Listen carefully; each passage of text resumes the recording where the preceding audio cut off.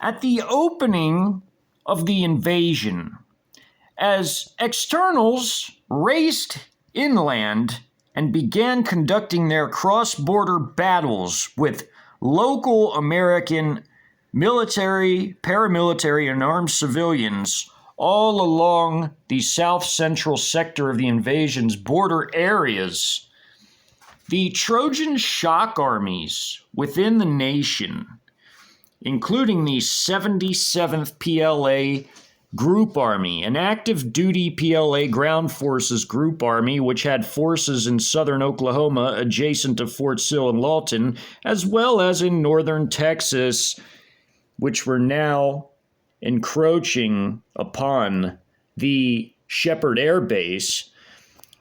This PLA Group Army was a Trojan component element which had for years been stockpiling its logistics and equipment on CCP regime-owned properties strategically purchased all throughout America, including within this sector of their operations. As this PLA Group Army, an active duty PLA Group Army, the 77th, was responsible for subduing two major American military installations, one being the Sheppard Air Force Base and another being the Fort Sill Active Duty Army Base, home of the 75th Field Artillery Brigade, although there's two X's indicating a divisional-sized total force here, although a brigade is one X. This additional X signifies,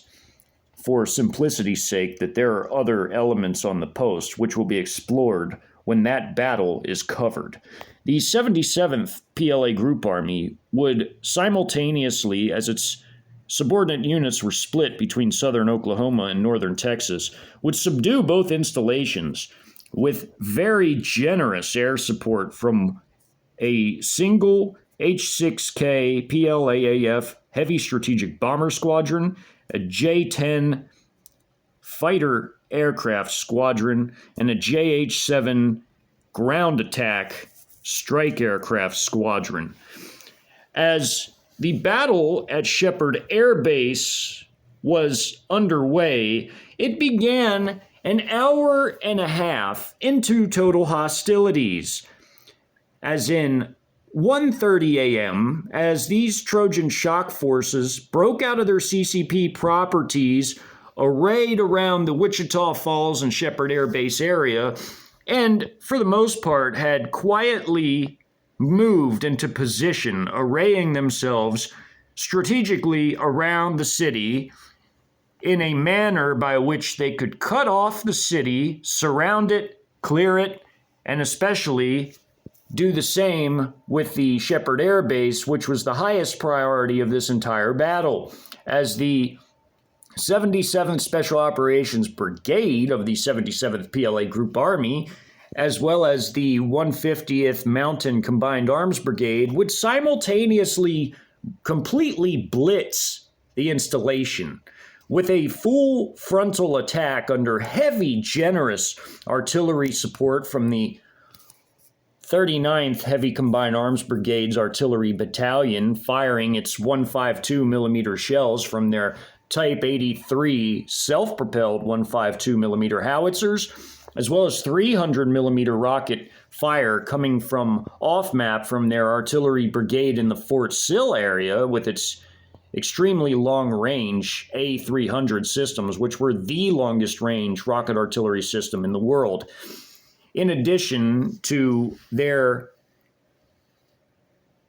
77th Aviation Brigade sending an attack helicopter battalion with Z-10 attack helicopters to support the assault of the 150th Mountain Combined Arms Brigade and the 77th Special Operations Brigade, while other units arrayed themselves strategically around the city to take the city, all taking their time to get their artillery set up and in place, while also simultaneously awaiting the air assets that were flying from bases in Mexico to support this particular battle of this particular operation. as well as awaiting the massive cruise missile strikes from container-disguised hidden systems all throughout the country, including within the Texas-Oklahoma area of Klub-K /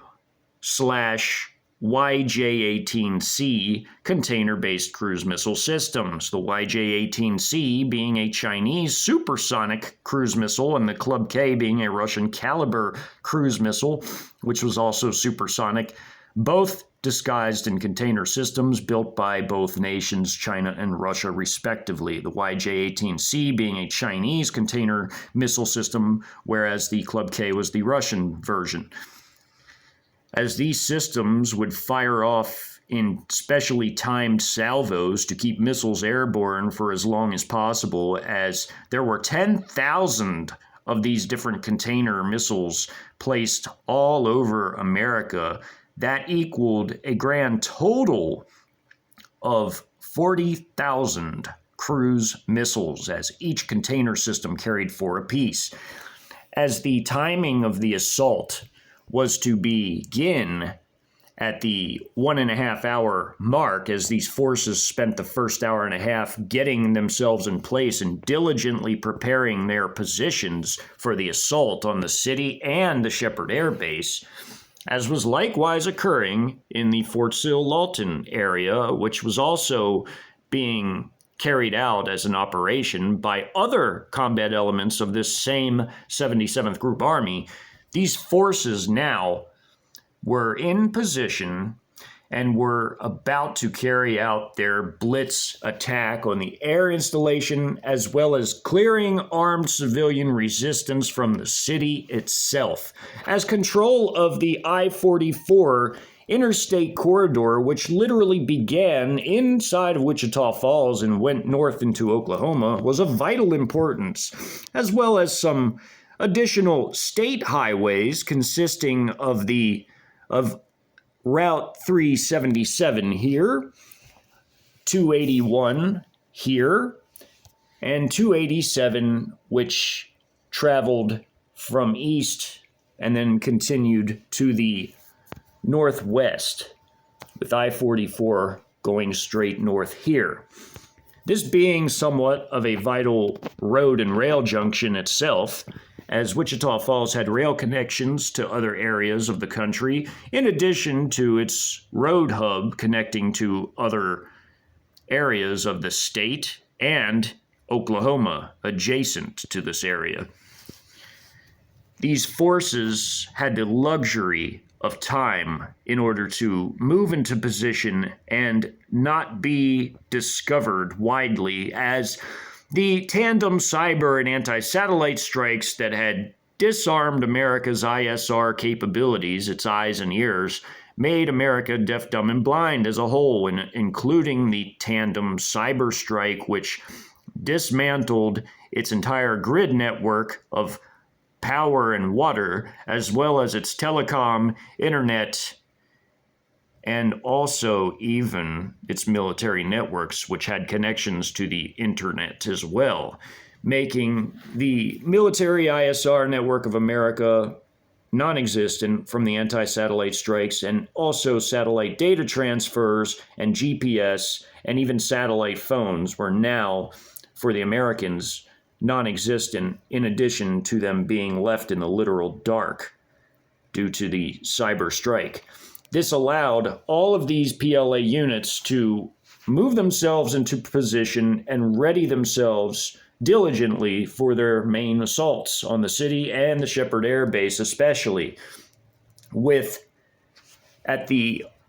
1:30 hour mark, or 1 hour and 30 minutes into the literal entire invasion, these Trojan Shock Forces within this element of the 77th Special Operations Brigade prepared to carry out a full frontal assault, a complete blitz on the installation, using surprise and shock and awe to their greatest advantage, with full support from armed robotics within their own Heavy Wpns Battalion, who supplied these to the regular Special Operations operator battalions 6 apiece with their Heavy Weapons Battalion and Headquarters Battalion, which provided drone support in the form of CH-901A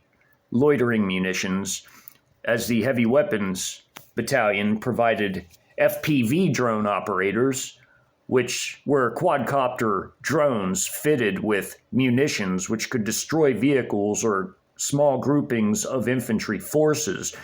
In addition to the heavy missile strikes underway throughout the nation from other missile forces, not counting the soon-to-be activated Klub-K and YJ-18C cruise missiles, the 616th Strategic Missile Forces Brigade in East Texas, fairly close to Austin, the state capital, was to fire its DF-11A tactical ballistic missiles, in addition to DF-15C bunker-busting tactical ballistic missiles, which were designed to penetrate underground areas or very heavily concrete steel reinforced type of hangars and installations and other structures. And also, in addition to this, the 612th Strategic Missile Forces Brigade, also of the Eastern Theater Command, not counting the 613th in Mexico, was to fire 2 of their DF-4s from special scaffolding constructed, similar to the type of scaffolding used for North Korean ICBMs. This scaffolding would help facilitate the erecting of these large intermediate range ballistic missiles to use them to fire deep inside of America and hit targets including Sheppard Air Base, as well as additional targets much further inland, as these intermediate range tactical ballistic missiles had the capacity to carry an enormous 2.5 ton warhead, which was nearly 5,000 pounds of HE, which created enormous craters, being a 4,850 pound warhead, being an enormous conventional payload, 2 of which were earmarked specifically to hit Sheppard Air Base, in addition to the DF-11As and DF-15Cs that would be fired by the 616th Strategic Missile Forces Brigade, which itself was also a Trojan unit, having had disguised their TEL-based missile systems within barns, pole barns, and large greenhouses, in addition to the missiles that went with these TEL systems so that they could launch further strikes.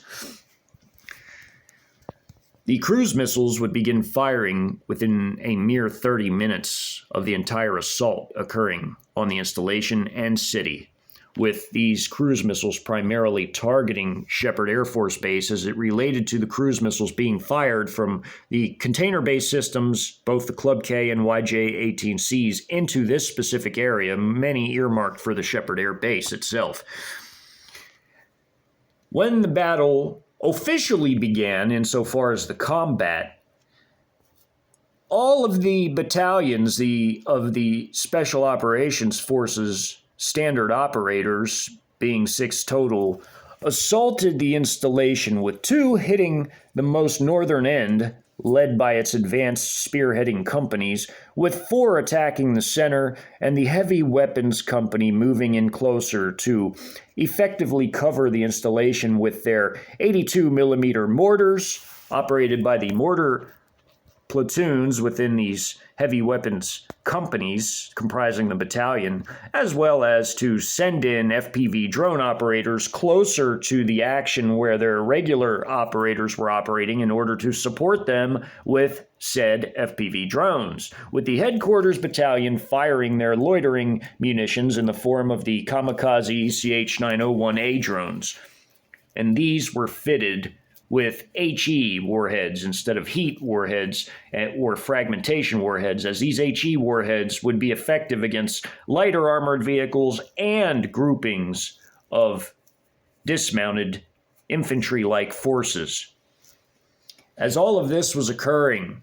other moves are being made in this total battle as the attack helicopter battalion, now flying into the area from a local CCP property whereby the 77th Aviation Brigade had hidden their helicopters upon it in specially constructed buildings. These attack helicopters, comprising this attack helicopter battalion, had flown into the area again to support the actions of the 150th Mountain Combined Arms Brigade, whose subordinate battalions, including its artillery, one of its armored battalions, a mechanized infantry here, as well as 2 other mechanized infantry battalions, vigorously assaulting the installation from its western side, while the east was being hit by artillery from the 39th Heavy Combined Arms Brigade's 152 millimeter self-propelled Type 83 howitzers, firing in support of the entire operation, especially these special operations forces operating here, while a mechanized infantry battalion and armored battalion surrounded and destroyed 2 clusters of armed civilians that had risen up of 400 each, comprising a total of about 800 in this area, subduing them and destroying them rapidly as the Special Operations Forces assaulted the installation. This to cover the flanks so that these groupings of armed civilians couldn't disrupt the actions occurring to the forces on the installation. The opposing this assault was the 434th Field Artillery Brigade, a TRADOC unit, as in a training unit, whose subordinate battalions of highly experienced training cadre who had ample experience on artillery pieces, enough to train recruits at Fort Sill, had been sent here as a force protection unit from nearby Fort Sill. As desperate times called for desperate measures, a skeleton crew, along with the 95th Reception Battalion, was left at Fort Sill to maintain its training operations before the time of the invasion. As these battalions, the 1st of the 79th, the 1st of the 22nd, and the 1st of the 31st were all, and 1st of the 40th were all equipped with 155 millimeter self-propelled M109A6 Paladin self-propelled guns. This being a show of force in order to protect the lightly defended at the time Sheppard Air Base, being, again, as an American installation, a typical collection of buildings surrounded by nothing more than a simple chain-link fence topped with several barbed wire strands. Extremely easy to smash through for the headquarters-driven vehicles of these Special Operations Battalion, as the headquarters battalion typically used drivers, were the drivers of all of the vehicles equipping these Special Operations Battalions. They provided drivers, and even the administrative forces operated from within vehicles operated specifically by the headquarters battalion, whose sole task was to drive their forces of their battalions of special operators into battle. As this was unfolding at the map, within minutes, by 15 minutes into the battle, as the combat broke out at 1:30 a.m., by 1:45 a.m., inside of the installation, adjacent to its northernmost section of runway on the eastern end of the installation itself, the installation had already been pummeled by tactical ballistic missiles, as indicated by these 8 different tactical ballistic missile strikes here, as well as incoming cruise missile strikes from very nearby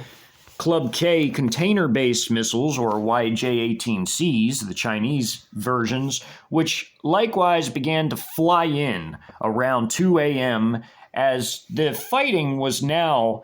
lasting roughly 15 minutes, as by the time they smashed their way in the first 15 minutes, they had already destroyed elements of base security and one company from the first of the 22nd, a firing battery with its M109A6 Paladins and FASV, or Field Artillery Supply Vehicles, as indicated here. And the Paladins, the self-propelled howitzers, were indicated by this here. One firing company had already been destroyed closer to the fence line, as at the initiation of combat,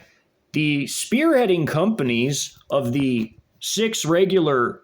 special operations battalions within their Ch1nese Tiger MRAPs and their Lynx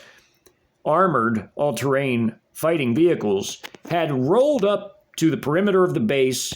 lit up the firing battery that was tasked with perimeter security, destroying them before maneuvering deep into the installation from the east, moving towards the west in this northeasternmost part of this map, this being a grand total of a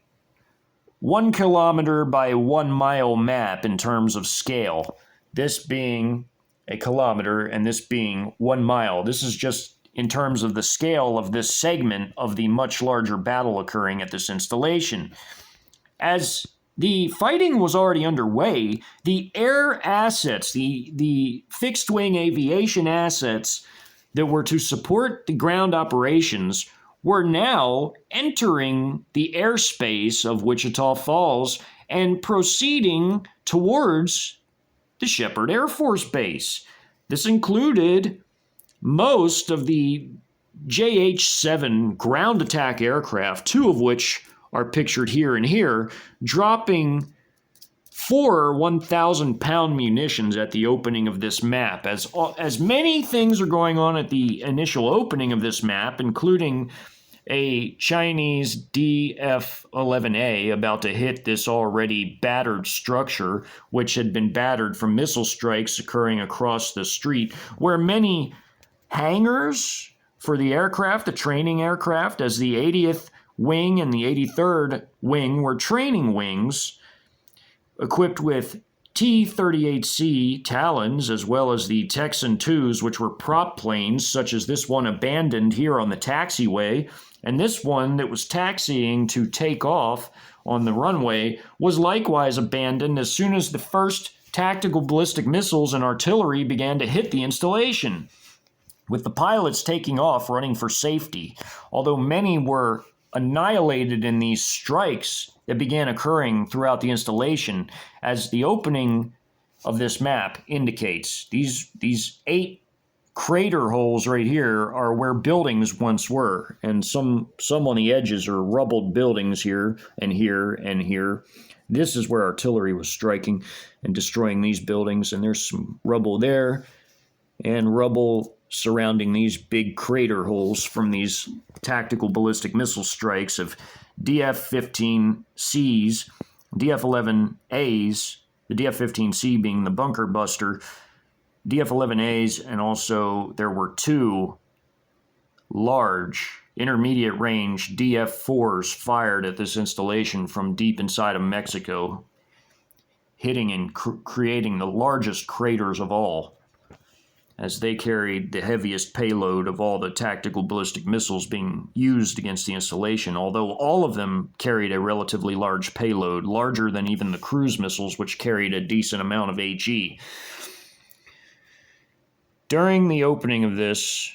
one firing battery of the 1st of the 22nd was rolling up the street in great haste at the time of the opening of this map, as again, this map is opening at 1:45 a.m. of the battle. And 15 minutes into the battle, a very nearby YJ-18C or Klub-K system had fired some of its cruise missiles into the installation, as several of these container-based systems would be doing such during this invasion, during this attack on this installation here. Again, this is a Chinese DF-11A coming down to hit this and destroy what remains of this building here. Many workshops and machine shops relating to maintaining and repairing aircraft were hit and destroyed, along with maintenance hangars and aircraft hangars all along the main runway area here. This building having been hit by artillery and destroyed. Same with these two buildings here at the end of the runway where this access road here leads out here. Before the invasion, as the 434th Field Artillery Brigade had originally been sent down to this installation from nearby Fort Sill to provide some additional force protection, as these were Air Force assets and were not necessarily oriented towards effective ground level protection. Although they did have base security forces, these forces were augmented substantially by the arrival of the 434th Field Artillery TRADOC Training Brigade. These Training Brigade forces created sandbag emplacements for M249 or 240 Bravo light and general purpose machine guns, respectively, as it pertained to the lighter M249 and the general purpose larger 7.62x51 NATO 240 Bravo machine guns. These sandbag emplacements served as machine gun nests to watch areas of the fence line, which was a bit further off and was already defended by another battery, which was promptly destroyed before these Special Operations Forces rapidly smashed their way into the installation. This machine gun nest here, this one here, and trenches dug a bit off from the runway that wouldn't hamper ordinary operations of the runway, including a berm for a field artillery howitzer emplacement with this howitzer and this FAST-V, or Field Artillery Tracked Supply Vehicle here, along with an MRAP, a Max Pro MRAP, for additional security here. These artillery howitzers had a turret for a 50 cal machine gun, as did the FAST-V, so they could fire 50 caliber rounds from the turrets, including on the howitzer itself, because it was a self-propelled gun. Many often mistake it for a tank, but it is not a tank. It is an artillery piece on tracks. And the turret gunners would maintain security watch from their turrets over the whole area, much like layered defenses. As in layered defenses, you would have the turrets, which sitting higher up on the vehicles, overwatching the larger area, while closer in, you would have machine gun nests here and here. This one, a sandbag machine gun nest, as well as trench systems where the men were lower, where they had lower silhouettes and lower profiles and could fire up over the trenches should something occur in a worst case scenario. Ad hoc defenses such as these were created throughout the installation, most of them being along the perimeter, which is why it took 15 minutes to subdue the 1st Firing Battalion, which had been placed along the actual perimeter of the installation a bit further out from this map. By the time all of these events were breaking out, all of these events occurring simultaneously, this entire firing battery coming up from a bit further south in the installation of the 1st of the 122nd Battalion was destroyed by a combination of the DF-11A finishing off this building and creating a massive blast and crater in the area, as well as artillery strikes from 152 millimeter artillery shells, all drone directed from all of the various quadcopter and larger reconnaissance drones passing through the entire battle space, including on the local end of the battle here, operated by Special Operations Battalions, who assisted in the precision strikes of both the aircraft and the artillery by sending out their quadcopters to map out the area, see where the enemies exactly were at any given moment, in order to rapidly call in the fire missions from the artillery battalion of the 39th Heavy Combined Arms Brigade, which was southeast of the installation, outside of the city of Wichita Falls and the installation proper. As this battle was getting heated, and rapidly so, it was already 15 minutes into the actual fighting itself here on this specific map that 2 o'clock struck, 2 a.m., 2 full hours into the invasion, when the first cruise missiles, the YJ-18Cs and Klub-Ks respectively, began to fly towards their specific targets, being various surviving buildings of the installation, such as this one, as well as others that hadn't yet either been totally razed to the ground by air and artillery strikes or tactical ballistic missiles fired from the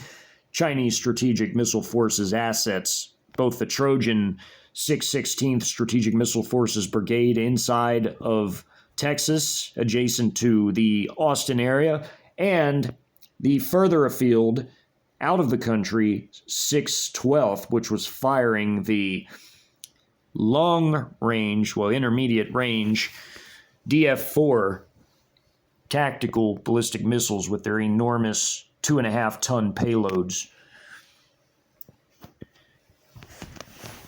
As the Special Operations Forces smashed their way in with generous support from air assets, including these 2 JH-7s, dropping 4 1,000-pound munitions apiece, including on this entire firing battery, this firing battery of the 1st of the 122nd, rapidly hurrying from a bit off the map, trying to get into position as reinforcements for the struggling remaining forces that were already here at the time of the assault on the installation. This was an extremely rapid blitz. All in all, from beginning to end, lasting a mere 35 total minutes, which was extremely fast for all of this to unfold. 82-millimeter mortar strikes were called in by the special operators already on the ground in the field of battle, calling them in from their own Heavy Wpns Battalion and its subordinate mortar platoons in each of their heavy weapons companies, firing enormous mortar strikes onto the advancing column of American vehicles, in addition to artillery strikes, in addition to Ch1nese strikes coming in, hitting these trenches, hitting vehicles as well, in addition to their own FPV drone operators from also forward deployed from their heavy weapons battalions, subordinate companies, in positions such as this one here, hugging up against the rubble of this destroyed building for protection, sending out FPV drones to drop their payloads, which was essentially the whole drone itself, into these trench systems and other fortifications and vehicles like so, like right here, this FPV drone hitting this field gun, this one going into this trench system, the Ch1nese going into this trench system, which the Ch1nese were equipped with HE payloads instead of fragmentation, or the heat payloads, which were high explosive anti-tank for heavier armored vehicles. Although the Paladin self-propelled guns were considered armored, they had the same type of armor protection as the lighter M113 armor personnel carriers. All in all, they weren't heavily armored like a tank or like a infantry fighting vehicle, and therefore were much easier to destroy by these HE warheads, as well as the FPV drones. So there were two different types of drones in action: the quadcopter FPV kamikaze drones, as well as the jet-propelled Ch1nese loitering munitions, which were all hitting various targets, especially these earthen defense targets, whether they were the trench systems, There's a little bridge over this one here. The trench systems, or whether it was the earthen berm, the earthwork systems here, or the sandbagged systems here, as this one is going in to eliminate these machine gun forces. There's 2 machine gunners in this sandbag emplacement. This is going in to hit them and eliminate them, as well as the FPV drone doing the same. So it was like multiple different systems were targeting different positions all at the same time, simultaneously, including air assets, Ch1nese, FPV drones, mortars, artillery, even cruise missiles and tactical ballistic missiles coming in as well. In addition to the vehicles and their heavy machine guns, 14.5 millimeter massive machine guns, in addition to the 12.7 millimeter anti-materiel machine guns of these vehicles, these Ch1nese Tiger MRAPs, as well as there being also Lynx armored ATVs in the area of these different troops, and them firing their anti-tank guided missiles such as HJ-08s operated by the ground forces, the dismounts, and also having even lighter Type 69 rocket-propelled grenade systems, which could definitely destroy these artillery vehicles. As all of this was underway, and all of these maneuvers were occurring where these armed robots with 12.7 millimeter heavy machine guns were clearing the way and guarding the flanks of advancing troops, such as here. Although these forces were under fire, these robots, combined with their firepower, rapidly eliminated any threats from opposing American ground forces, while the airstrikes came in promptly at the opening of this map with the combo of mortars, artillery, and airdrop 4,000 pounds worth of munitions, each being 1,000 pounds, each of these airdropped ordnance. This entire column was annihilated by the time it reached here, and although the gunners tried to put down some fire, these forces in the prone position stayed as low as they could, hugging the ground until all of these munitions totally saturated the area, in addition to the FPV drones, Ch901A loitering drones hitting their targets. Even this incoming cruise missile, this YJ-18C or Klub-K, leveling the building and anything around it, including these troops here that were trying to retreat hastily out of the area in a drastic retreat.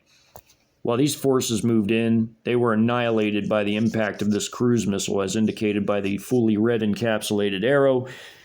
These forces were already being destroyed by FPV drones, as well as Ch901As and mortar strikes and artillery. These forces, although they tried to put up a fight as they tried to maneuver ahead, they were wiped out at the opening of this map. Again, many things were going on all at the same time throughout the map. Showing them in order sometimes is difficult, but these forces were eliminated in the opening as well, as they were completely surrounded by red. And these forces maneuvered around, so you have a whole dismounted platoon right here of forces, one in a line formation. These guys threw grenades into this sandbag emplacement as they bounded and covered and got to this position here, coming from around out after they broke in through the perimeter fencing, with these forces bounding and covering, with this one bounding here, stopping here, laying fire down, this one bounding a little further ahead, laying fire down, then this one bounding ahead slightly, laying fire down as they got closer. Their bounds became shorter as they didn't want to expose themselves to American trench fire for a long period of time. And as they were doing that, their assets, such as their Ch901As, FPV drones, artillery, and mortars, hit this area by the time they got here and here, so they stayed far enough away to where they wouldn't experience any friendly fire incidents before finally advancing to clear the trench,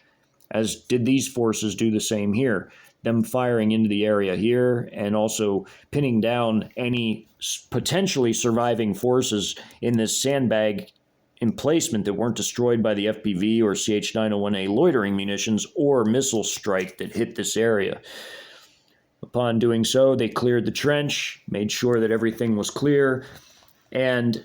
this battle was over with again in just 35 minutes. As this whole platoon here advanced, they did the same, with these forces peeling off to follow their armed robots by the time they got here. The arrows indicate that these three squads of the platoon continued straight ahead, with one peeling off here and one peeling off here to secure the flanks of their advance as they move to check these now completely annihilated buildings for any potential survivors of the combat. This is an abandoned T-38C Talon jet trainer aircraft. This is a Texan II, abandoned on the taxiway here and abandoned on the runway while it was taxiing to turn to take off. And these forces were annihilated near instantaneously as all of these troops were moving into position tactically, bounding and covering, as indicated by these arrows here. By the time these forces got here at the very opening of the map, they'd already bounded and covered after having destroyed the perimeter defending forces further off the map. This battle was extremely highly intense and lasting, again, just a matter of mere minutes. Not even 45 minutes, but 35 minutes. Just over a half an hour. All of this action was occurring. From the time the fighting died out even and the clearing of the area, all of it was done within that 35-minute amount of time. There was fighting going on throughout the rest of the installation as well, within that 35-minute amount of time, which itself will be explored in the next video, as the next video is showing the western end of the installation under assault by the subordinate elements, different battalions of the 150th Mountain Combined Arms Brigade. These Tiger MRAPs moving here, as their dismounts cleared the way ahead for them in their tactical bounding and covering maneuvers, securing the airfield and taking any survivors as prisoners of war, many of which were horribly maimed or wounded severely and needed prompt, immediate medical attention, which was given to them, as the defenders who tried their very best to fight back were viewed as being somewhat honorable by the PLA forces, and therefore would be properly cared for, as again, the PLA being a regular military force. Although they bent the Geneva Conventions, they never outright broke them. And they did always care for the wounded, especially, as they were viewed with honor for putting up a fight. When this dismounted platoon early on was moving into the area, this one here had been putting down fire at the sandbags while these guys stayed low. Again, artificial intelligence and the ISR assets cut down friendly fire incidents to almost nothing, enabling these forces to properly vector their fire in order to not hit one another. And the vectoring of fire was essentially updated extremely rapidly due to the artificial intelligence processing real-time battlefield data, allowing commanders on the ground to deploy their troops far more effectively and carefully than was ever before the case, including even maneuvers which would have been considered dangerous in previous times could now be carried out with a level of precision that had never before been imagined or seen due to this artificial intelligence. This is the reality of modern warfare. As these forces moved in and laid down fire on the sandbag emplacement, and these forces were already in position at the opening of the map, they too threw grenades into the sandbags, as while these forces were firing at the sandbags and these men behind it, the level of precision of the firing and the sandbags blocking these guys back here enabled them to stay safe so long as they stayed in their prone position from which they were tossing grenades across the street into this, while these guys had laid down the fire. This is before the MRAPs moved here. This is by the time the MRAPs had only reached here. And the MRAPs were firing across the field before these forces had fully gotten near the trench systems while they were here, where they began at on this map segment. And by the time they had moved here, here, here, and here, they reoriented their fire to different portions, such as at these vehicles, so as not to hit their own troops. I feel this is very important to go over because helping to understand these maneuvers and the role that AI played in the maneuvering as far as the precision and the level of professionalism shown by these special operations forces who were beyond what the word expert could describe as far as marksmanship. These forces operated with a level of speed and precision that was dumbfounding to their enemies. And in addition to their drone support from their reconnaissance drones that were quadcopter recon drones and also their higher flying assets, but not just those, but their kamikaze CH-901A loitering munitions, as well as their FPV drones, in addition to mortar fire, airdrop munitions, missile strikes and artillery strikes,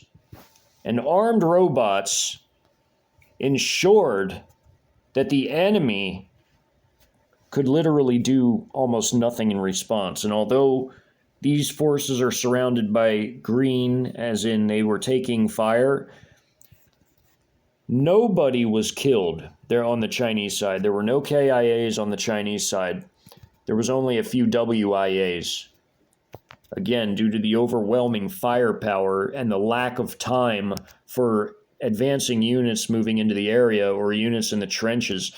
to be able to do very much about what was happening to them at the time. They tried to get some shots off. They hit a few special operators. They even hit some of their vehicles. But they didn't destroy the vehicles, and they didn't eliminate any of the special operators in this area, but they did wound some of them, but it was a very small amount. Only a few of them were severely wounded, but the rest would be patched up and returned to duty at a later time. As most of the first of the 22nd, most of the first of the 22nd had thereby been annihilated, along with many of the 80th and 83rd training wings that had perished in the enormous missile and artillery barrage occurring throughout the installation, which were the tenant units of the installation. In addition to their base security and their new guests in the form of their help that was sent in the form of a TRADOC training unit, which again had left behind some skeleton companies or skeleton crews, if you will, to maintain the training operations at Fort Sill before the invasion officially broke out. As again, the Americans were preparing for the possibility of smaller scale types of attacks and hadn't fully anticipated the scope and scale of the enormity of the invasion that was to occur, as they were slow to mobilize and ready themselves for the invasion. Although the advantage was given to the Americans, as in an ideal situation, that they were at least spurred into movement as it related to the Sino-Russian naval drills and the level of international tensions to even be able to mobilize even some of their Guard and reservists, albeit far too late. That was an ideal condition. Under non-ideal conditions, there would be no such mobilizations, and America would be caught completely off guard to where these things would happen, and there would be literally no way to even fight back. Again, this documentary series portrays ideal conditions for the American forces. And even under ideal circumstances, the end result is horrifying, as the invasion forces seamlessly smash their way in and annihilate everything that throws up resistance against them, from vehicles to personnel.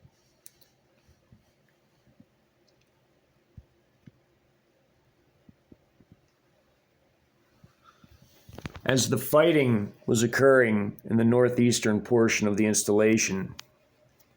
in the western portion of the installation, simultaneously, the 150th Mountain Combined Arms Brigade, its 2 mechanized infantry battalions here, 1 here, and its light tank battalion, as well as generous artillery fire support from its artillery battalion, worked together with the assistance of an attack helicopter battalion from the 77th Aviation Brigade to subdue and destroy all resistance within the western portion of the installation, which will be covered next in the Battle of Sheppard Air Force Base and Wichita Falls.